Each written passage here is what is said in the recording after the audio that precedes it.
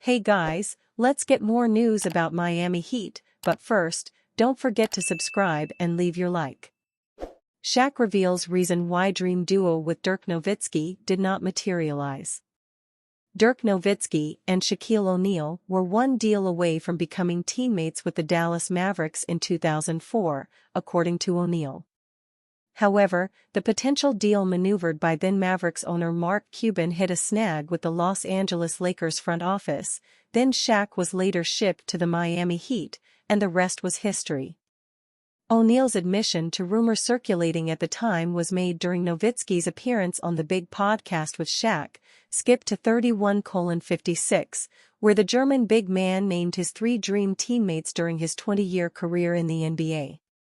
In a segment on the podcast, Nowitzki outlined his wish list of teammates in his career, placing Michael Jordan as number one, but he missed the Bulls-era Jordan by a season when he entered the NBA in the lockout-shortened 1998-99 season.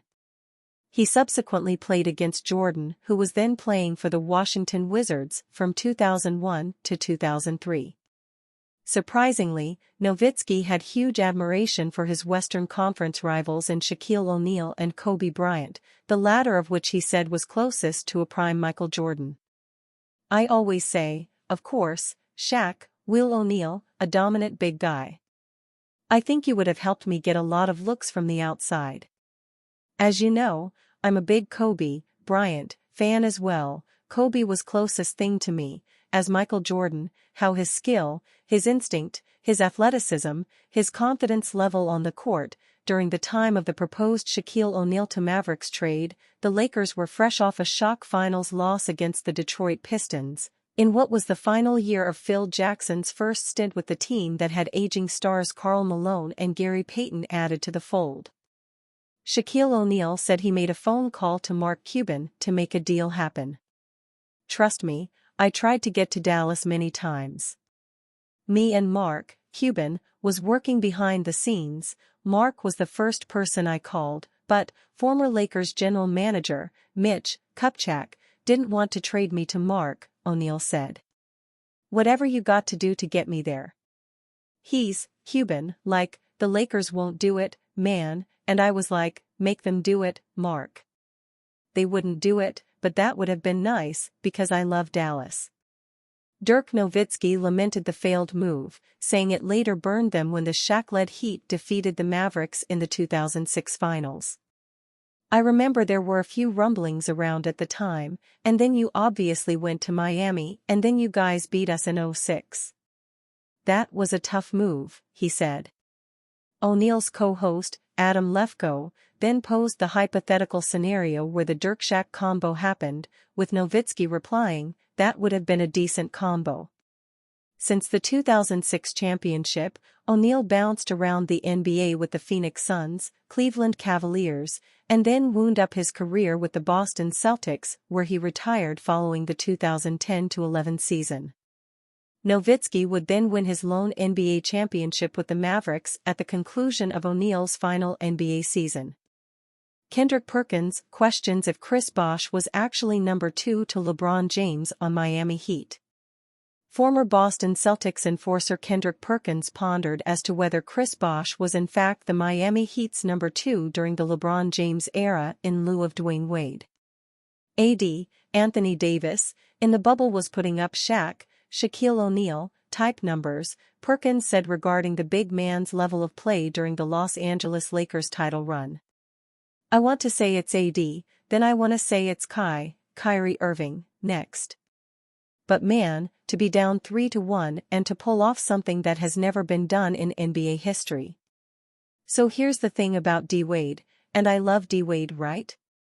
The thing that's throwing me off about D-Wade is when I'm hearing so many guys come out and start saying things like Chris Bosh was the most important player to their success far as them winning the 2 championships, and now it comes back to me it's like, was D-Wade the number 2 or was Bosh really the number 2? D-Wade got it done by himself with Shaq when he won Finals MVP, but at the end of the day it's like who was really that co-star to LeBron James? Who was that Robin at the time? Was it Bosh or was it Wade? I understand it was Wade County, but did Wade take a back seat? Wade and Bosh played alongside James on the Heat for 4 seasons, from the 2010-11 season through the 2013-14 campaign. Though both players made All-Star appearances during all 4 years, from a statistical standpoint, Wade stands out as the more productive player for Miami during the James era. The former Marquette University standout averaged significantly more points, 22.2 compared to 17.3, assists, 4.7 compared to 1.6, and steals, 1.6 as opposed to 0.9, per game, while also averaging just 2.1 fewer rebounds and 0.1 fewer blocks per contest during that 4-year span.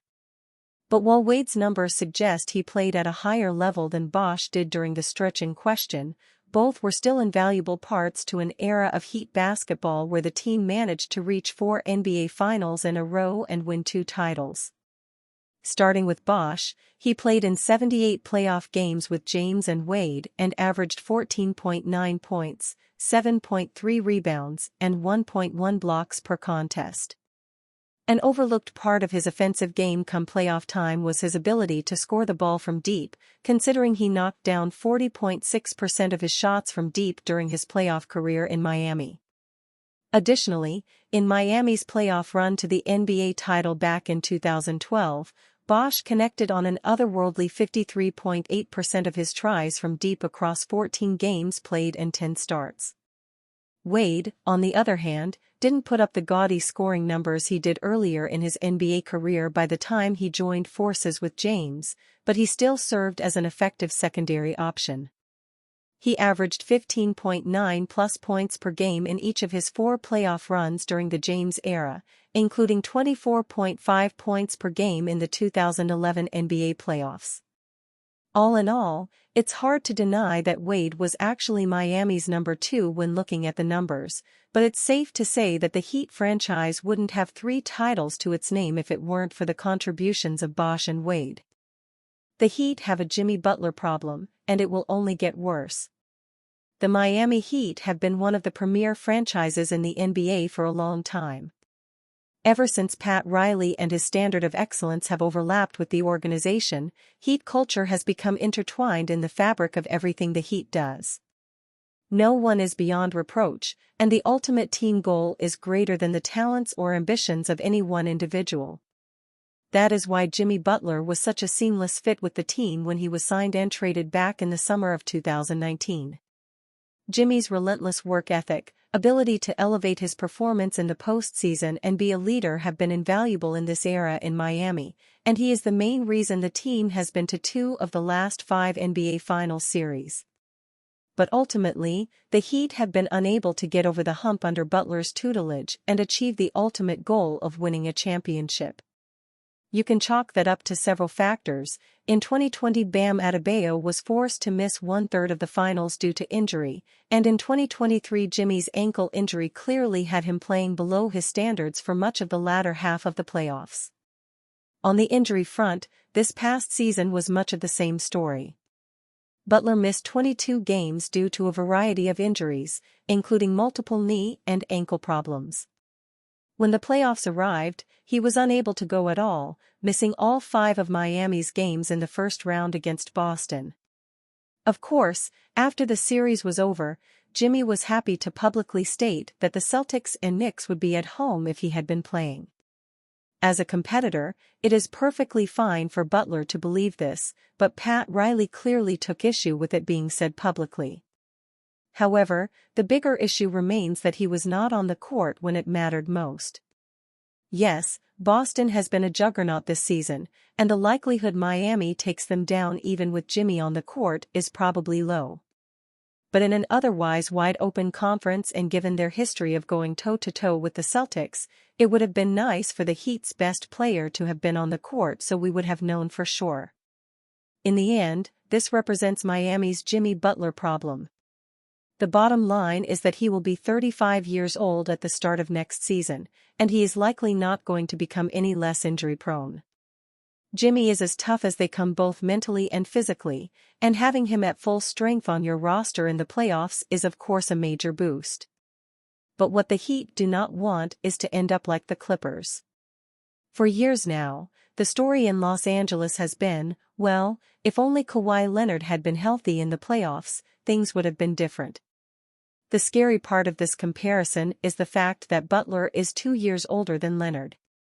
Miami should be very wary of continuing to bank on the health of an aging star that may or may not be available when all the chips are on the table. And you, fan? What do you think of the situation of Jimmy Butler? Leave your opinion in the comments.